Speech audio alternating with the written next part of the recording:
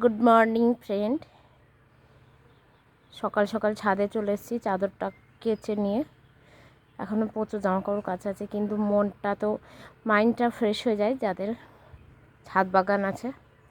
আমার ছাদ বাগান হয়তো তেমন কিছুই না, আল্লাহর রহমতে যত অনেক বড় করতে পারি ছাদ বাগানটা। আমার একটা ছোট্ট সোনা আমার কাছে চলে এসেছে।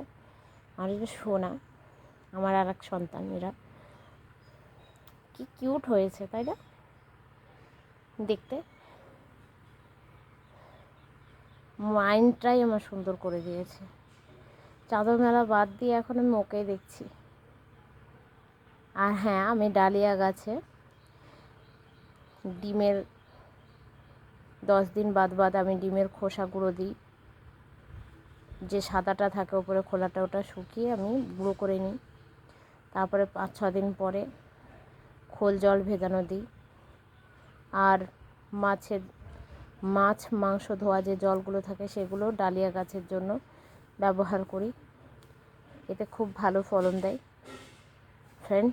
এটা আমি তোমাদের বলে দিলাম, ডালিয়া গাছের মাস্ট খাবার এগুলো খুব প্রিয়, মানে ডালিয়া গাছের উন্নতির জন্য। তো আমার ভিডিওটা ভালো লাগলে লাইক করে দেবে, শেয়ার করে দেবে, সাবস্ক্রাইব করে দেবে, আমার বেল আইকনটা ক্লিক করে আমার পাশে থাকবে। আমার ইউটিউব চ্যানেলটাকে বেশি করে শেয়ার করে দাও।